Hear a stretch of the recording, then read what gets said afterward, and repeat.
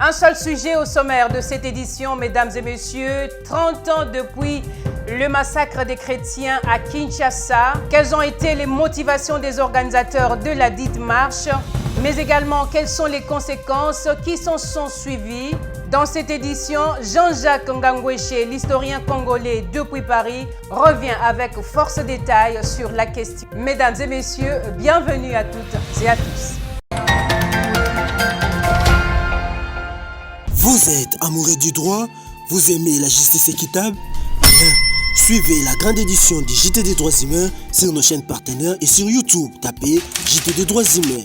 Ce n'est pas tout. N'oubliez pas de vous abonner et d'activer l'icône de notification pour ne rater aucune de nos publications. Bienvenue, mesdames et messieurs, dans cette édition du journal télévisé de droits humains du 16 février 2022. Comme dit dans le sommaire, 16 février 1992, 16 février 2022, 30 ans depuis qu'il y a eu massacre des chrétiens à Kinshasa, en République démocratique du Congo. Quelles ont été les motivations des organisateurs de la marche ayant conduit à ce massacre? Quelles sont les conséquences qui s'en sont suivies? Et pour en parler, nous sommes en ligne avec l'historien congolais Jean-Jacques Ngangweshe depuis Paris, avec qui nous allons devoir aborder de cette question. Bonsoir, monsieur Jean-Jacques Ngangweshe. Pouvez-vous nous rappeler en quelques lignes les faits? Qu'est-ce qui s'est réellement passé ce dimanche-là, du 16 février 1992? En quelques mots, ce que je pourrais dire. Les climats de l'époque en 92, en 1992, était un climat pré-insurrectionnel.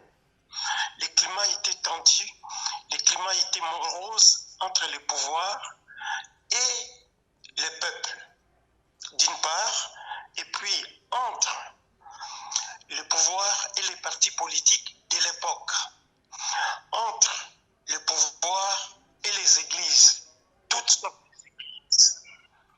Alors nous étions dans quelle configuration? On était dans la configuration de la conférence nationale souveraine, CNES. Qui présidait la conférence nationale souveraine, c'était le cardinal Laurent Monsengo Passigna.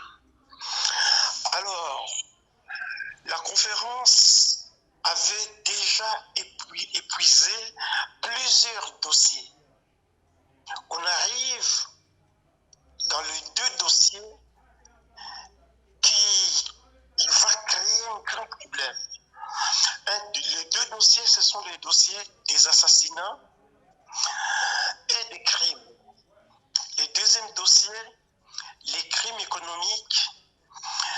Donc, à partir des crimes économiques, tout ce qui s'est passé à l'époque, comme détournement des fonds, détournement des budgets, donc crimes économiques et crimes de sang, les deux dossiers brûlants.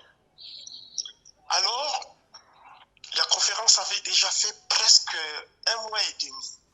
On arrive sur les dossiers, le président maréchal Mobutu de l'époque, il ne voulait pas qu'on touche à ces deux dossiers. Quand même, les conférenciers avaient touché légèrement les dossiers des crimes économiques et des biens mal acquis. On appelait ça dossier des crimes économiques et des biens mal acquis. Quant au dossier des assassinats, donc des crimes de sang et des assassinats, il fallait qu'on commence par les premiers dossiers. Juste après l'indépendance, on avait tué le premier ministre, Patrice Emery Lumumba. On devrait parler de ça. Mobutu a mis les bâtons dans les trains de la conférence nationale souveraine. Il n'a pas voulu qu'on traite ces dossiers. Effectivement, il a créé de multiples problèmes. Il a fait de sorte que les dossiers ne soient pas traités. Monseigneur Monsengo s'est battu pour que ça soit traité et les conférenciers aussi se sont battus pour que ça soit traité. Comme Laurent Monsengo c'était un catholique et comme les peuples à cette époque-là, dans les climats de l'époque, pour la première fois au Congo, à l'époque ça s'appelait Zaïre, les gens commençaient à manger une fois par jour. Et on appelait ça les délestages. La première fois que les gens, les Congolais, ont entendu le mot délestage. Délestage, c'était comment? Donc, les enfants mangeaient à 15 heures une fois par jour et les adultes mangeaient le lendemain pour manger, pas le surlendemain, mais après 2 jours.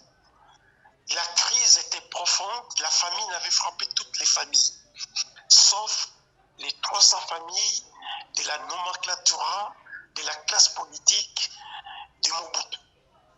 On les appelait, même lui-même Mobutu, les 300 familles membres de Politburo, dont ceux qui composaient les MPN. Alors, on a demandé à Mobutu de réouvrir, disons, de laisser fonctionner la conférence. Il a refusé.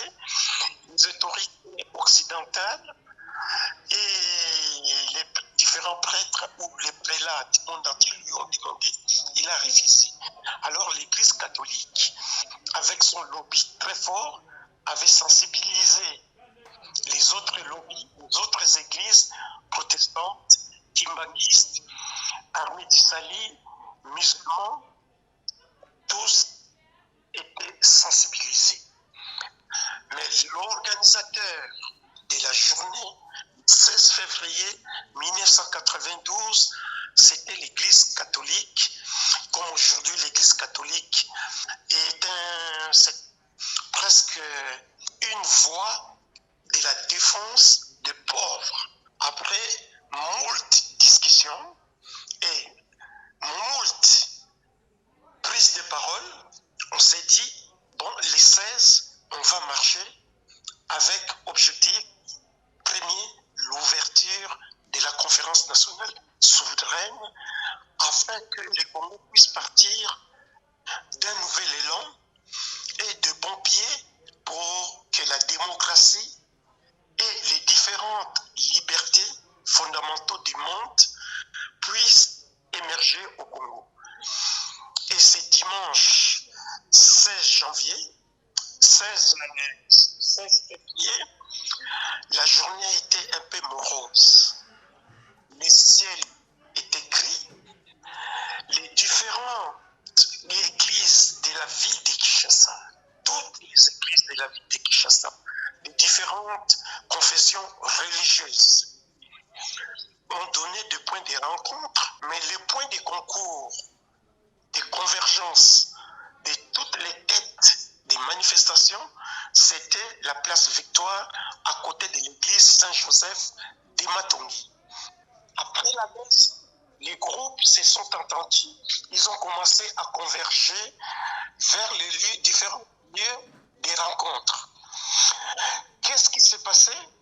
À partir du moment que les prêtres étaient dans les églises avec beaucoup de fidèles, toutes les églises étaient bondées du monde. Une grande population du Congo qui souffrait, et notamment de la ville de Kinshasa, était venue dans la messe. Même les païens sont venus dans la messe. Avant la fin du culte, les militaires de la DSP, ils étaient déjà là, aidés par les militaires de Jonas Savimbi de l'Angola pendant la guerre de l'Angola. Ils étaient venus à Kinshasa pour donner main forte à l'armée et à la police de Mobutu. Alors, qu'est-ce qui va se passer? Pendant que les gens progressaient, d'autres progressaient déjà, dans les églises, on voyait des militaires qui ne savaient pas parler la langue nationale, les Lingala. Et la plupart des militaires parlaient kizombo ou portugais ou des autres langues de l'Angola. Donc, la communication ne passait pas entre les fidèles des différentes confessions religieuses. Et sans sommation, on a compris que les sangs allaient couler. Vous prenez les témoignages des gens qui étaient vers Kinshasa Est, les militaires, ils avaient peur parce qu'il y avait tellement du monde. À la sortie des églises, ils ont ouvert le feu, ils ont commencé à tuer. Jean-Jacques Ngangoueché, en ce jour, il y a eu exactement combien de morts? Les services commando fonctionnent comme ça. Quand le premier groupe peloton tirait, derrière, il y avait 2 pelotons qui suivaient, qui ramassaient les cadavres. Admettons, les gens témoignaient, admettons, dans l'église de Matete, dans l'église de Lemba, dans les autres églises, même à Yolo, à Matongé, l'église Saint-Joseph, là où les prêtres, sur l'estrade où les prêtres montent, il n'y avait que des cadavres. On n'a pas pu dénombrer, puisque les pères blancs belges, Léon de Semoulin, avaient commencé à compter les morts. Il est arrivé à 24 morts, mais il y avait des morts, beaucoup de morts. Les militaires de Savimpi et la DSP de Mobutu sont rentrés, ils ont tapé tout le monde, ils ont commencé à ramasser les cadavres, à mettre dans des véhicules. Et ils ont fait pareil. Donc on peut donner l'estimation trompeuse, puisque les morts des services commandos, derrière les commandos, ramassaient les cadavres. On ne sait pas si on pourra estimer à combien. Vers Mbinza, il y avait beaucoup de morts. Vers Kinshasa Centre, il y avait beaucoup de morts. Vers Kinshasa Ouest et Est, il y avait des morts. Donc je serais prudent de ne pas donner un chiffre comme ça à l'aveuglette. Ça sera fausser l'histoire. Vous avez dit que tout est parti de la fermeture de la conférence nationale souveraine, mais est-ce qu'après cette marche violente réprimée, y a-t-il eu rouverture de la conférence nationale souveraine? Après cette marche et après plusieurs morts que le monde entier avait crié, que ce soit les pays occidentaux comme la France, la Belgique, les États-Unis, les pays africains, tout le monde était indigné, et les pays, même Asie, ils ont été indignés. On a demandé à Mobutu, il faut réouvrir vite la conférence nationale. Vous avez vu le bain de sang.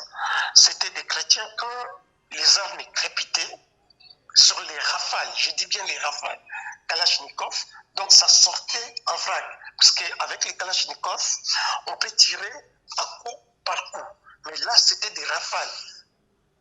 Alors, Mobutu va réouvrir la conférence nationale à la pression du pape, à la pression des églises, des différents cultes, et à la pression des puissances étrangères. La conférence nationale a été ouverte. Mais ça n'ira pas jusqu'au bout. Pourquoi ça n'ira pas jusqu'au bout?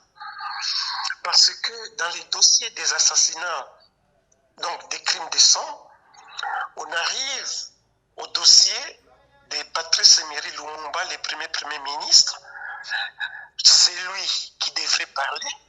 Le cardinal Mosengo donne la parole à Godefroid Mounou, qui avait réceptionné les 3 victimes, donc Mpolo, Okito et Lumumba à Lubumbashi. C'était Godefroid Mounou. Tchombe viendra après. On dit à Godefroid Mounou, vous allez parler demain, les cardinals Mosengo et les conférenciers ont dit, demain vous allez parler. Le ministre Godefroid Mounou, au lieu d'aller chez lui, il est parti à Mongalema, à la cité de Loya, et il a mangé là-bas, il a passé la nuit là-bas. Il est venu à la conférence, à 10h, Mosengo ouvre la conférence nationale. Il a parlé et il a donné la parole au ministre Godefroid Mounou.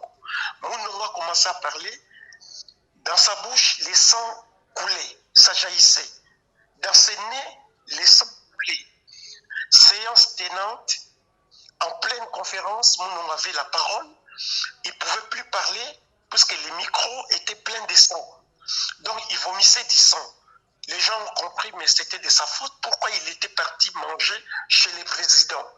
Donc Mounongo n'a pas parlé, il est mort sur les champs, séance tenante, et beaucoup de médecins qui participaient à la conférence nationale souveraine sont venus pour essayer de réanimer l'ancien ministre Godefroid Mounou. Impossible, il est mort. Et après ces jours-là, le désordre a repris. Donc Mobutu a pris encore très court la conférence nationale. Donc je peux dire que la conférence nationale a accouché, c'est la montagne qui a accouché d'une souris. Merci à Monsieur Jean-Jacques Ngangweche qui nous a accordé de sa parole depuis la